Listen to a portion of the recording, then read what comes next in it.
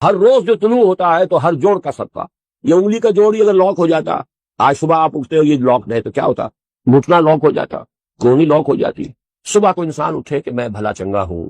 کل یوم تطلع فی الشمس، ہر دن جس میں کہ سورج جو ہے طلوع ہوتا ہے اس میں ہر جوڑ پر ایک صدقہ والی. اس کو شیخ سعدی نے بہت عمدگی سے کہا ہے. ہر سانس جب انسان کے اندر جاتا ہے موجب تقویت ہوتا ہے.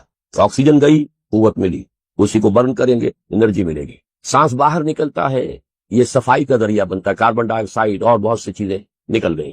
بس بر ہر نفس 2 شکر واجب، بس ہر سانس پر 2 مرتبہ شکر کرنا چاہیے.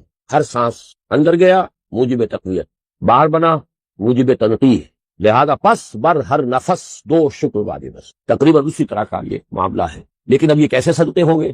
اس صدقے ہی کے جیسے کہ پہلے آ چکا ہے اسی کی یہ تعریف میں ہے.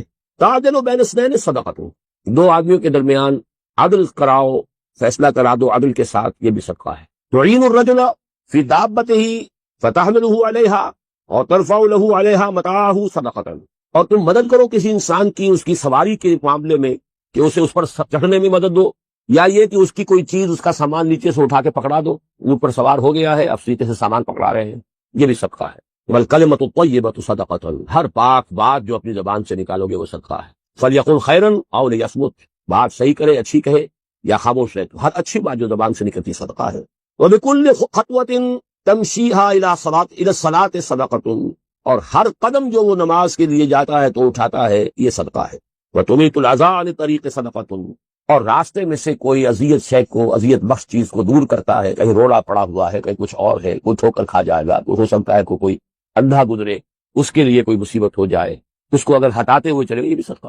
یہ بھی پھر دین کا وہی جامع تصور کے صدقہ جو ہے اس کو کہتے ہیں. صدقہ صرف لا يعلم من بعد علم شيئا، بڑے بڑے عالم، بڑے بڑے فاضل پھر بچے بن کر رہ جاتے ہیں. زبانی صلاحیتیں معروف گواہ جو ہے مجمعین، اس کے درمیان کتنا عرصہ ہے؟ میکسیمم وقت جو ملتا ہے انسان کو کام کا، ایکسیپشنل ہے لوگ، لیکن ایوریج جو ہے 30 ایئرز سے زیادہ آپ کا زندگی کا جو ہے در حقیقت، جس میں آپ اپنے کسی ارادے سے، اپنے کسی پلاننگ کے تحت، اپنے خود پیش کسی نقشہ کار کے طریقے سے کوئی کام، تو کیا زندگی بس یہی ہے؟ کیا کریشن کا کلائمیکس جو ہے وہ ذہن مانتا ہے کہ یہ پوری کائنات اس کی نسبت کا اندازہ کرے اور اس کا کلائمیکس انسان اور اس کی حقیقت یہ نہیں؟ انسان کی زندگی بہت طویل، اس زندگی کے 3 حصے ہیں. آپ حیران ہوں گے، ذرا غور سے آج توجہ سے بات سنیے. 2 تو سب نے سنے ہیں، میں 3 کہہ رہا ہوں. ہماری کریشن کب ہوئی تھی؟ ازل میں، جب روحوں کی شکل میں ہمیں پیدا کر دیا گیا تھا. ان سے اللہ تعالیٰ کا وہ مکالمہ ہوا تھا، الستو بربکم قالوا بلا، میں بھی تھا آپ بھی تھے. ہر شخص نے اللہ سے معاہدہ کیا تھا، الستو بربکم قالوا بلا،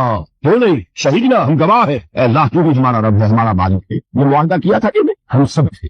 فرق کیا ہے؟ صرف ہماری ارواح تھی، یہ اجساد نہیں، جسم نہیں تھے، ارواح. وہ کریشن تو اس وقت سے ہے.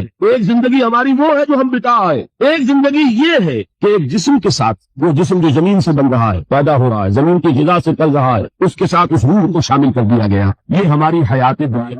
اس کے بعد وقت آئے گا، جسم واپس چلا جائے گا جہاں سے آیا تھا. منہا خلقناکم وفیہا نعیدکم ومنہا نخرجکم تارۃ اخری، اسی میں سے ہم نے تمہیں بنایا تھا، اسی میں لے جائیں گے، اسی میں سے پھر قیامت میں اٹھا کھڑا کریں گے. لیکن کیا روح بھی دفن ہو جاتی ہے؟ نہیں. تمہاری اصل حقیقت وہ اس وقت لوٹتی ہے وہاں جہاں سے وہ آئی تھی. یہ مفہوم ہے انا للہ و انا الیہ راجعون. ہماری ارواح وہاں سے آئی تھی، وہی لوٹ جائیں گی. ہمارا جسم زمین سے آیا تھا، زمین میں لوٹ جائے. یہ زمینی شے ہے، وہیں سے آئی تھی، وہیں دفن ہو جائے. دفن ہو، جلا دی جائے، جو بھی ہو وہی جائے. چینے کھا جائیں گے پارسی کی لاش کو تو چینے بھی تو بھی مٹی بن کر مٹی میں مل جائے. بہرحال یہی سے تم آئے، یہی جاؤ گے. لیکن ہم در حقیقت جس شے سے عبارت ہے وہ ہمارا جسم نہیں ہے، بلکہ وہ ہے ہماری روح. وہ روح جو ہے وہ تو اس وقت سے ہے، الستو بربکم جب ہم نے کہا تھا، اس کے بعد ہمیں یہاں بھیجا گیا اس جسم کے ساتھ، اور وہ روح واپس جائے گی. انا للہ و انا الیہ راجعون. اب اس کو آپ نے سمجھا؟ انسانی زندگی کا یہ تصور ہے جسے ہم تسلیم کرتے. بدقسمتی جیسا کہ میں نے عرض کیا، پہلے حصے کو اکثر و بیشتر کوئی جانتا نہیں، ذکر کرتا ہی نہیں. تو حصوں کو تو مسلمان نہ مانے گا تو مسلمان ہی نہیں. حیات دنیا بھی ہے.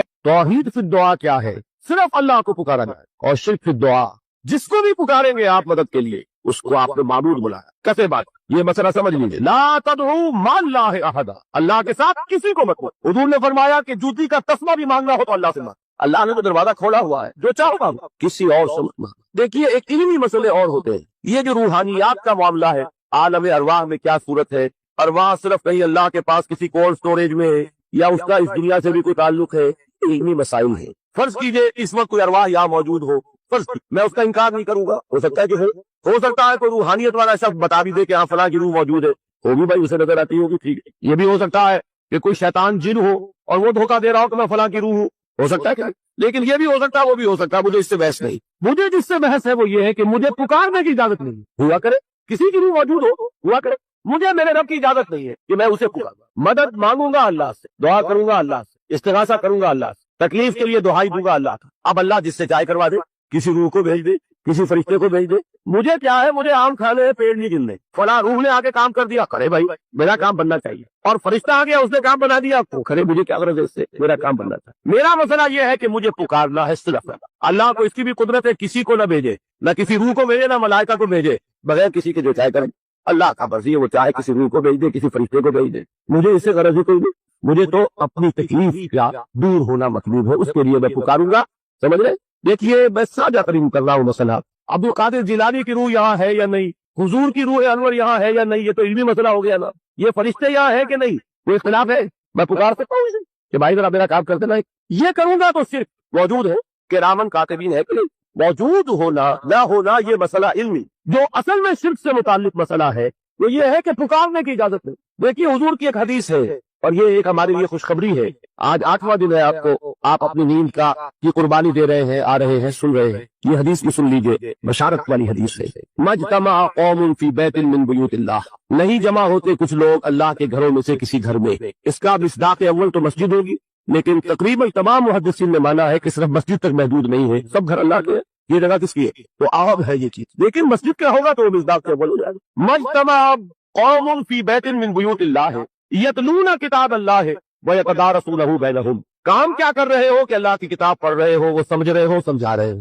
تو کیا ہوتا ہے، الا نزلت علیہم السکینہ، ان پر اللہ کی طرف سے سکینت کا نزول ہوتا ہے، وغشیتہم الرحمہ، رحمت خداوندی انہیں ڈھانپ لیتی، وحفتہم الملائکہ، فرشتے ان کے گرد گھیرا ڈال لیتے، وذکرہم اللہ فی من عندہ، اور اللہ ذکر کرتا ہے ان کا ملائکہ مقربین کی محفل میں۔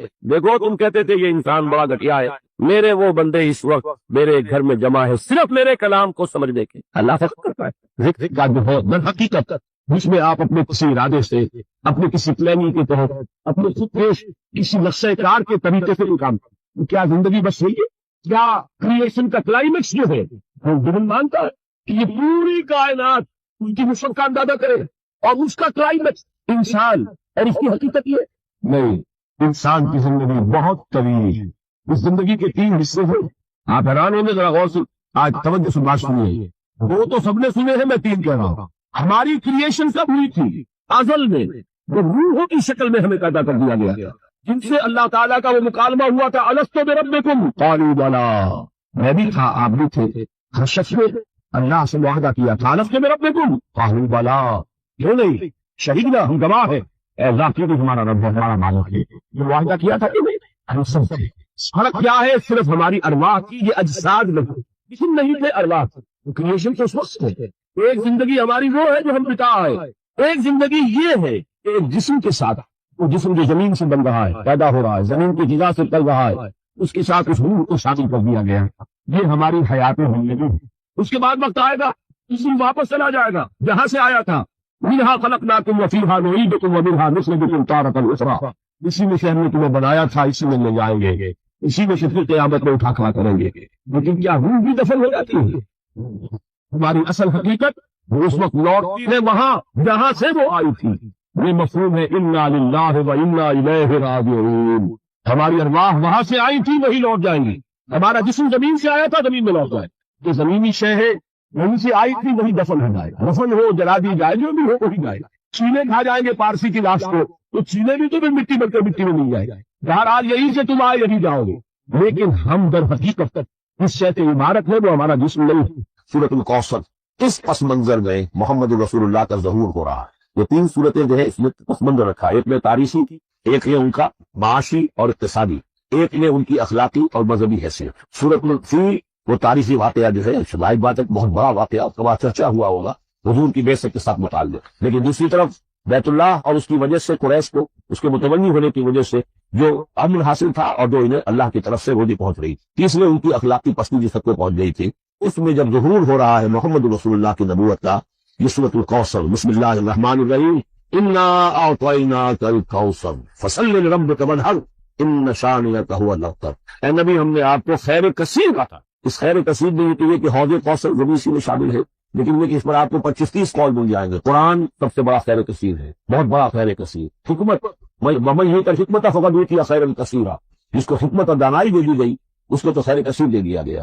تو ہم نے آپ کو وہ سب کچھ عطا کر دیا ہے اور بہتات کے ساتھ عطا کر دیا ہے، جو انسان کی انسانیت کے لیے اس کے لیے سمجھیے کہ تھوڑا امتیاز بن سکتا ہے۔ فصل لربک وانحر، بس اپنے رب کے لیے نماز پڑھا کیجیے اور نحر کیجیے، اونٹ قربان کیا کیجیے۔ یہ گویا کہ عید الاضحیٰ کا نقشہ آ گیا۔ فصل لربک، پہلے ہم نماز پڑھتے ہیں دوگانا عید الاضحیٰ، اور پھر جا کر ہم قربانی کرتے ہیں۔ وانحر ان شانئک هو الابتر، یقیناً آپ کا دشمن بھی ہے کہ جو دم کٹا ہو جائے گا۔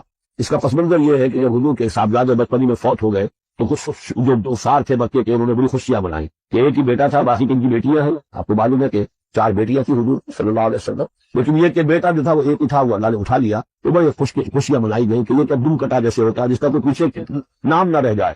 بیٹیوں سے تو نام چلتا نہیں، نام تو چلتا بیٹوں سے، جب ان کا تو کوئی تذکرہ ہی نہیں رہے گا کوئی بات نہیں، جب تک یہ ہے آگے کوئی نام لینے والا نہیں۔ تو فرمایا کہ نہیں، ان کو تو کروڑوں بیٹے اللہ عطا کرے گا، کروڑوں اربوں بیٹے عطا کرے گا۔ ہاں اے نبی، آپ کا دشمن ضرور ہے کوئی جس کا نام لے۔ ربکم جب ہم نے کہا تھا، اس کے بعد ہمیں یہاں بھیجا گیا اس جسم کے ساتھ، اور وہ روح واپس جائے گی۔ انا للہ و انا الیہ راجعون۔ اب اس کو آپ نے سمجھا، انسانی زندگی کا یہ تصور ہے جسے ہم تسلیم کرتے ہیں۔ بدقسمتی جیسے کہ میں نے عرض کیا، پہلے حصے کو اکثر و بیشتر جو جانکاری ذکر کر کر گئی، وہ حصے کو تو مسلمان نہ مانے گا تو مسلمان ہی نہیں، حیات دنیا بھی حیات اخروی وہ تو ماننے پڑے گا، ورنہ تو مسلمان ہی نہیں بنتا۔ بہرحال اگر یہ زندگی اتنی طویل ہے، یہ درمیان میں جو موت کا وقفہ ڈالا کیوں ڈالا؟ موت ایک زندگی کا وقفہ ہے، یعنی آگے بڑھو گے دم لے کر، کیوں ڈالا؟ اس لیے کہ ایک حصہ تمہاری زندگی کا ایک امتحانی وقفہ بنا دیا جائے۔ خلق الموت والحیات لیبلوکم ایکم احسن عملا۔ موت اور زندگی کا یہ معاملہ اس لیے پیدا کیا تاکہ تمہیں جانچے پرکھے آزمائے کہ کون ہے تم میں سے اچھے عمل کرنے والے۔ ایک امتحانی وقفہ ہے۔ میں نے 30 برس کہے تھے، آپ ایک امتحان سے واقف ہے جو 3 گھنٹے کا ہوتا ہے، 3 گھنٹے کا پرچہ ہے۔ تو صرف فرق کیا ہے؟ وہ کوانٹیٹیو ڈفرینس ہے، کوالیٹیو ڈفرینس نہیں ہے۔ 3 گھنٹے کا پرچہ اور 30 برس کا پرچہ ہے جو میں اور آپ لکھ رہے ہیں اپنے اعمال سے، اپنے افعال سے، اپنے اقوال سے، اپنی ساری سید دخت سے۔ 30 برس کا ایک پرچہ ہے جو ہم دے رہے ہیں۔ یہ جو خلق الموت والحیات لیبلوکم ایکم احسن عملا اور حیات انسانی کا یہ کیوں، علامہ اقبال کے 2 اشعار ہیں نہایت قیمتی ہیں۔ آب زر کسی شے کا نام نہیں اقبال کے اشعار کے لیے، تو اس سے قریب قیمتی شے ہے، اس سے وہ لکھے جانے کے قابل ہیں۔ کیا فرماتے ہیں؟ کیوں اسے پیمانہ ان بوجھ فردا سے بنا، جاویداں پہم دوا ہر دم جواں ہے زندگی۔ یہ کیا تم نے حساب جوڑا ہوا ہے؟ 365 دنوں کا 1 سال، اور 1 سال کے 30 سال اور 40 سال اور 100 سال، تو اسے پیمانہ ان بوجھ فردا سے بنا، جاویداں پہم دوا ہر دم جواں ہے زندگی۔ اس کے ساتھ میں دوسرا شعر سنانے سے پہلے پہلا شعر ہے، اب اس کا میں مفہوم بیان نہیں کروں گا، جو سمجھتے ہیں انہیں کو یاد دلا رہا ہوں۔ برتر از اندیشہ سید و ضیاء ہے زندگی، ہے کبھی جاں اور کبھی تسلیم جاں ہے زندگی۔ یہ اسے پیمانہ بوجھ فردا سے ناپ، جاویداں پہم دوا ہر دم جواں ہے زندگی۔ آخری شعر سنیے، الجھم خشکی سکون راہ مانند خباب، اس ضیاء خانے میں تیرا انتہا ہے زندگی۔ خلق الموت والحیات لیبلوکم ایکم احسن عملا۔ امتحان کا یہ نتیجہ نکلا کرتا ہے۔ آپ کھڑے ہوا کرتے تھے کبھی 31 مارچ یا 1 اپریل کو رزلٹ ڈکلیئر ہوتا تھا۔ وہ ایک دن آنے والا ہے، اسی کا نام ہے ڈے آف ججمنٹ، وہ ہے یوم القیامہ۔ ڈکلیئر کیا جائے گا کون فیل ہوا کون کامیاب۔ ذالک یوم التغابن، وہ ہے ہار اور جیت کے فیصلے کا دن۔ اس روز معلوم ہوگا کون اس امتحان زندگی میں کامیاب ہوا کون ناکام ہوا۔ کامیابی کیا ہے؟ وَإِنَّهَا لَجَنَّةٌ أَبَدًا، ہمیشہ ہمیشہ کے لیے جنت۔ اور ناکامی کیا ہے؟ أَوْ نَارٌ أَبَدًا، یا جہنم ہمیشہ ہمیشہ کے لیے ہے۔ ان تمام چیزوں کو جمع کیجیے، یہ کیا ہے؟ ایمان بالآخرہ، ایمان بالمعاد۔ یہ دوسرا سوال، جو دوسرا جواب سمجھیے ان سوالات۔ تیسرا اور آخری، علم کیا ہے؟ یقیناً حواس سے جو معلومات حاصل ہوتی ہے وہ بھی درست ہے، یقیناً عقل کی ایک فیکلٹی بھی اللہ نے دی ہے۔ انسان اپنے اس ذرائع علم سے حقیقت کے قریب پہنچ جاتا ہے، لیکن یقین کی دولت محض اس عقل کے ذریعے حاصل ہے۔ اور اس عقل میں یہ صلاحیت تو ہے کہ خدا کو پہچان لے، یہ صلاحیت ہے کہ جان لے کہ کوئی ایک ہے جو اس کا کریٹر ہے کائنات کا، یہ صلاحیت بھی ہے کہ جان لے کہ زندگی ختم نہیں ہوگی یوں ہی، حساب کتاب ہونا چاہیے، جزا سزا ملنی چاہیے، ورنہ خیر اور شر کا تصور غلط ہو جائے گا. There be no basis for morality. Kant شاہ جن کا بھی میں نے نام سنا ہے ان کو بھی عرض کر رہا ہوں کہ کانٹ نے ایک کتاب لکھی تھی کریٹیک آف فیئر ریزن، اور اس نے ثابت کر دیا کہ کسی منطقی دلیل سے خدا کا وجود ثابت نہیں ہو سکتا. ایک تحقیقہ مطبوعات پورے یورپ میں اس وقت میں کبھی یہ جو الحاد ہے یہ اتنا نہیں تھا، عیسائیت تھی. خدا کا انکار کے معنی کیا ہو؟ بغاوت عیسائیت سے. اب یہ بھی ہو سکتا ہے کہ اس بغاوت سے خوفزدہ ہو کر کتاب لکھی ہو، یہ اللہ جانے. سقراط کا سکہ تھا جو ارادہ ہے، قوت ارادی میں ہر ایک کو تو نہیں ملتا. سقراط نے تو اپنے علم کے اور اس میں بیان کرنے کے مقابلے میں زہر کے پیالے کو پسند کر دیا.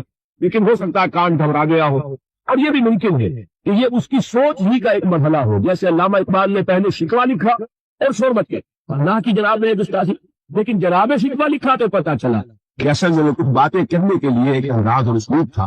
وہ سمجھانا چاہتے تھے مسلمانوں کو، انہوں نے مسلسل سے حال ہی کے انداز میں نہیں لکھا. جواب سوال اللہ کے ساتھ رکھ کے ان حقائق کو ایک اور لطیف پیرائے میں بیان کر دیا. اسی طریقے سے ہو سکتا ہے کانٹ کی دوسری کتاب کا معاملہ ہو کریٹیک آف پریکٹیکل ریزن، اور اس میں وہ ثابت کرتا ہے کہ انسانی اخلاقیات کے لیے کوئی بنیاد نہیں ہے جب تک کہ اللہ کو نہ مانا جائے. نیکی کو انسان پہچانتا ہے، لیکن کیوں نیک بنے اس کیوں کا کوئی جواب ہمارے پاس نہیں. سچ بولنا اچھا ہے، کیوں سچ بولے جبکہ سچ بولنے میں نقصان ہو رہا ہے. جھوٹ بولنا برا ہے، کیوں جھوٹ نہ بولے جبکہ جھوٹ بولنے سے نفع حاصل ہو رہا. یہ بڑا عجیب شعر ہے، مجھے ایک بزرگ نے ایک دفعہ سنایا تھا، لیکن بڑا حقیقت پسندانہ شعر ہے. میں صداقت ورت لعنت از تو رنجے یافتم، اور اے صداقت کے مقابلے میں اور نشا اے خیانت ورت رحمت از تو گنجے یافتم. اے خیانت تیرے اوپر خدا کی رحمتیں ہو، تیری وجہ سے مجھے سزا نہ ملا، اور اے صداقت تجھ پر لعنت ہو، تیری وجہ سے دوست بھی ناراض ہو گئے. سچ بولیے دوست راضی رہے گا، کوئی شخص سچ سن کر راضی نہیں رہتا. سبودوں کو راضی دوستوں کو راضی رکھنے کے لیے کچھ نہیں کرتا. تو اے صداقت یا اے دیانت کہہ لیجیے، اے دیانت بر تو لعنت از کے رنجے یافتم، رنج ملا مجھے تو کچھ نہیں ملا، وہ ناراض ہو گئے، غصہ ہو گئے. اور اے خیانت بر تو رحمت از تو رنجے یافتم، رنج ملا سزا نہ ملا. تو دنیا کی کیفیت تو یہ تھی، کیوں کوئی سچ بولے، کیوں کوئی سچ جھوٹ نہ بولے، کیوں دیانت برتے، کیوں خیانت نہ کرے. اس کے لیے لاکھ آپ کوششیں کر لیں، پولیس کھڑی کر دیں، چوکیاں بنا دو، جس کا داؤ چل جائے گا وہ خیانت کر ہی دے گا. اس کو روکنے والی ایک شے ہے اللہ پر ایمان. میں بات کس کی بیان کر رہا ہوں؟ کانٹ کی. بغیر خدا کو مانے ہوئے اخلاق کے لیے کوئی نہیں. یہ ہے وہ چیزیں میں آپ کو بتا رہا ہوں کہ علم انسان کا اس کے حواس سے جو حاصل ہوتا ہے علم سائنٹیفکلی وہی ہے. قرآن نے کبھی اس کی نفی نہیں کی. قرآن تو کہتا دیکھو کھول آنکھ فلک دیکھ فضا دیکھ، کھول آنکھ زمین دیکھ فلک دیکھ فضا دیکھ، اور مشین سے ابھرتے ہوئے سورج کو ذرا دیکھ. افلا ينظرون الى الابل كيف خلقت والى السماء كيف رفعت والى الجبال كيف نصبت والى الارض كيف سطحت. قرآن نے دعوت دی ہے، یہ علم بھی صحیح ہے، حقیقی ہے. تعقل تفکر، افلا تعقلون ولا تتفکرون افلا یعقلون، یہ سارا قرآن نے کہا. ان دونوں کو اپروو کرتے ہوئے تسلیم کرتے ہوئے قرآن کہتا ہے اس کی لمٹ ہے. یہ علم تمہیں حقیقت کے دروازے تک تو پہنچا دے گا، اندر داخل نہیں کرے گا. بڑے پیارے الفاظ اقبال کے، گزر جا عقل سے آگے کہ یہ نور چراغ راہ ہے منزل نہیں. عقل دو آستان سے دور نہیں، اس کی قسمت میں پر حضور نہیں ہے قریب، لیکن حضور وہی ہوگا تو انسان کو حقیقت کے حضور میں حاضری اور علم یقین کا حصول صرف وحی کے ذریعے سے ممکن ہے. اللہ نے اپنی رحمت کا اظہار فرمایا ہے. انسان کو محض عقل کے حوالے نہیں کیا، انسان کو محض حواس ظاہری کے حوالے نہیں کیا، بلکہ اس کی ان تمام صلاحیتوں کے مزید جلا کے لیے چنے ہوئے بندے سیرت و کردار کی معراج پر فائز، جن کی صداقت و دیانت کا لوہا ان کے دشمنوں نے تسلیم کیا، ان کو چن کر ان پر وحی نازل کی، ہدایت بھیجی، راستہ دکھایا، انہیں معمور کیا کہ چاہے گالیاں دی جائیں، چاہے پچھاؤ کیا جائے، چاہے تمہارے جسم سے لہو رہان کیا جائے، تمہیں خلق خدا کو یہ حقیقت کا پیغام پہنچانا ہے. جو پیغام پہنچانا ہے اس پر عمل کر کے دکھانا. اگر ایک نظام دیا گیا ہے تو نظام کو قائم کر کے چلا کے دکھانا. یہ جلیل القدر ہستیاں انسان تھے، نسل آدم میں سے تھے، اس میں کوئی شک نہیں، لیکن یہ جلیل القدر ہستیاں انہیں ہم کہتے ہیں انبیاء ہیں، ان کو اللہ نے چنا، ان کو پسند فرمایا. اللہ یصطفی من الملائکۃ رسلا ومن الناس، اللہ چن دیتا ہے فرشتوں میں سے بھی اپنے پیغام رساں اور انسانوں میں سے بھی. فرشتوں میں سے کسے چنا؟ جبرائیل کو. انسانوں میں سے کسے چنا؟ محمد کو صلی اللہ علیہ وسلم. وہی اللہ سے لی جبرائیل نے، پہنچائی محمد کو صلی اللہ علیہ وسلم. وہی محمد نے لی جبرائیل سے صلی اللہ علیہ وسلم علیہ الصلوۃ والسلام، اور پہنچائی ان سے. یہ دو لنکس ہیں اس نبوت و رسالت کی. رسول ملک فرشتہ، رسول بشر نبی یا رسول، ان دونوں لنک سے وہی منتقل ہوئی کس سے؟ اللہ سے۔ اللہ کی وحی ہے، وحی کی وحی نہیں ہے، یہ وحی ذریعہ ہے، محمد ذریعہ ہے، محمد کا ذکر ہے، ان کی عقل، ان کا فکر منبع وحی نہیں ہے، یہ ریسیپینٹ ہے، رسول کرنے والے ہیں، یہ اللہ کی ہدایت ہے، اللہ سے خلق پر پہنچی ہے، اولاً رسول ملک، ثانیاً رسول بشر۔ یہ ہے نبوت، یہ ہے رسالت۔ یہ نبوت اور رسالت اپنے زینت پر پہنچی، اپنے کلائمیکس کو پہنچی، اور اپنے زینت اور کلائمیکس اور نقطۂ عروج کو پہنچ کر ختم ہو گئی، اور یہ نام ہے محمد رسول اللہ صلی اللہ علیہ وسلم، خاتم الانبیاء، رحمت للعالمین، خاتم النبیین، آخر المرسلین۔ ان کو جو ہدایت دی گئی وہ ہے القرآن، الہدا، کی گائیڈنس، کی کمپلیٹ گائیڈنس، فائنل گائیڈنس، نوع سارا پیام آخری حامل رحمت للعالمین۔ ان تمام چیزوں کو جمع کریں گے تو اس کا نام ہے ایمان بھی رسالت، یہ ہے ایمانیات۔ بات سمجھ میں آئی؟ اب ایسا بات ہے کہ آپ یہ نہ کہیں ٹھوکر نہ کھا جاؤ۔ 5 باب غالباً دیکھیے، پہلا کیا تھا؟ ایمان کے لفظ ایمان، یاد ہے کہ نہیں؟ ایمان کے اصطلاحی ایمان۔ نمبر 3 ایمان کا سبجیکٹ میٹر یا موضوع۔ نمبر 4 ایمانیات کی تفصیل، اور ان کو ہم نے دو کیا 3 ایمانیات، ایمانیات ثلاثہ، توحید یا ایمان باللہ، بعد یا ایمان بالآخرہ، اور ایمان بالرسالہ۔ جو 5واں باب ہے، ایمانیات ثلاثہ کی ریلیٹو امپورٹنس، ایک دوسرے کے نسبت سے اہمیت کیا ہے۔ بات یہ جان لیجئے، یہ تینوں ایمان ایک ایک اعتبار سے اہم ترین ہے اپنی جگہ پر، اصولی اعتبار سے، علمی اعتبار سے، نظری اعتبار سے اہم ترین ایمان کون سا ہے؟ ایمان باللہ۔ بلکہ یوں کہا جا سکتا ہے جیسے آپ کہتے ہیں کہ ہاتھی کے پاؤں میں سب کے پاؤں، ایمان باللہ میں سارے ایمان موجود ہیں۔ یہی وجہ ہے کہ ایمان مجمل یاد ہے؟ ایمان مجمل کے الفاظ کتنے حضرات کو یاد ہے؟ ذرا ہاتھ اٹھائیں۔ ایمان مجمل، ایمان مفصل۔ بڑی مایوسی سنی تھی جہاں سے کہ ہماری تعلیم کا آغاز ہوا کرتا تھا۔ میں اپنے آپ کو خوش قسمت سمجھتا ہوں کہ میری تعلیم کا آغاز مسجد سے ہوا۔ حفیظ نے اپنے شاہنامے میں شروع میں جو تمجید اپنی زندگی کی بیان کی ہے، اس میں ایک شعر ہے، بڑا ادراک شعر ہے۔ اس نے بھی کہا میری تعلیم کا آغاز تو مسجد سے ہوا، لیکن پھر مجھے والدین نے، جو بھی اس زمانے کا رواج اور چلن تھا، اسکول میں داخل کر دیا۔ جب انگریزی پڑھو اور یہ سیکھو اور وہ سمجھو جس کی دنیا میں قدر و قیمت۔ مجھے مسجد سے مکتب کی طرف تقدیر لے کھینچا، تنازع للبقاء کی آہنی زنجیر لے کھینچا۔ اسٹرگل فار ایگزسٹنس، ایک دوسرے سے آگے نکلنا، تنازع للبقاء، تنازع للبقاء تھا اور ہے جس میں ہمارے نظام تعلیم کو بدل کے رکھ دیا۔ اب آپ بچے کو پڑھائیں گے کنڈر گارڈن سے، وہ ڈیڈی اور ماما اور پاپا کہنا سیکھے تھے، وہ اللہ اور محمد کے نام نہیں سیکھتا تھا۔ رویہ کیا نکلتا ہے؟ کلمات اس کی یاد نہیں ہوتے، ایمانیات اسے یاد نہیں ہوتے۔ لیکن یہ تو پہلے ہماری تعلیم کہاں سے رہتی تھی؟ بیرانی قاعدہ پڑھو، پھر وہ تعلیم الاسلام، جس کی کفایت اللہ صاحب کو رسالے، وہاں سے میرا آغاز ہوا تھا تعلیم، اور وہاں سے وہ دولت مجھے ملی ہے کہ مجھے آج تک یاد ہو۔ ایمان الاول کیا ہے؟ آمنت باللہ کما ہوا باسمائہ وصفاتہ وقبیت جمیع احکامہ اقرار باللسان وتصدیق بالقلب۔ ایمان مفصل کیا ہے؟ آمنت باللہ وملائکتہ وکتبہ ورسلہ والقدر خیرہ وشرہ من اللہ تعالی والیوم الآخر والقدر خیرہ وشرہ من اللہ تعالی والبعث بعد الموت۔ اب آپ نے سوچا ایمان مجمل ایمان مفصل رشتہ کیا ہے؟ مجمل ایمان نام ہے ایمان باللہ کا، اللہ کو مان لیا سب کو مان۔ تفصیلاً ایمان نام ہے اللہ کو ماننے کا، فرشتوں کو ماننے کا، اور یوم آخر کو ماننے کا، اور تقدیر کو ماننے کا، اور نبیوں کو ماننے کا، کتابوں کو ماننے کا۔ یہ ہے تفصیل اور اجمال میں اس نے اللہ کو مان لیا، اس لیے کہ نبوت اور رسالت کیا ہے؟ اللہ ہی کی ایک صفت ہدایت ہے جس کی توسیع ہے۔ ہادی الہادی کون ہے؟ اللہ۔ اس کی ہدایت کی شکل کیا ہے؟ وہی نبوت رسالت۔ اللہ کون ہے؟ وہ ہے العدل، انصاف کرنے والا، اور اس کے انصاف کا ظہور ہوگا آخرت میں۔ وہ ایمان بالآخرہ کیا ہے؟ اللہ کے صفت عدل کا ظہور ہے۔ نیکوکار کو اس کی نیکی کا جزا ملے، بدکار کو اس کی بدی کی سزا ملے۔ گندم میں رویت، جو سے جو، جس نے گندم بوئی گندم کاٹے، جس نے جو بویا جو کاٹا، جس نے کانٹے بوئے کانٹے کاٹے۔ یہ عدل ہے، اللہ کی صفت عدل کا ظہور ہے آخرہ۔ تو دونوں یہ ایمانیات در حقیقت اللہ کی صفات کا کی ایکسٹینشن ہے، اس کی تحصیل ہے، اس کی کرالویز ہے۔ تو ایمان اصلاً کیا ہے؟ ایمان باللہ۔ یہی وجہ ہے قرآن مجید میں جگہ آیا ہے ان الذین قالوا ربنا اللہ ثم استقاموا تتنزل علیہم الملائکۃ الا تخافوا ولا تحزنوا وابشروا بالجنۃ التي كنتم توعدون. کسی اور ایمان کا ذکر نہیں ہے. انہوں نے کہا ہمارا رب اللہ ہے، پھر اس پر جم گئے. ان پر فرشتوں کا نزول ہوتا ہے اس پیغام کے ساتھ، نہ گھبراؤ، نہ رنج کرو، نہ غم، بلکہ خوشیاں مناؤ اس جنت کی جن کا تم سے وعدہ کیا گیا. معلوم ہوا کہ اصل ایمان زندہ ہے. کسی میں ایک حدیث بھی آتی ہے، حضور سے ایک شخص نے کہا کہ حضور مجھے تو کل دین کی حقیقت ایک لفظ میں سمجھا دیجیے، میں بڑا عاجز ہوں، میرے اندر صلاحیت زیادہ لمبی باتیں کو سمجھنے کی نہیں ہے، ایک بات فرمائیے جو دین کی پوری حقیقت کو بیان کرے. آپ نے جواب دیا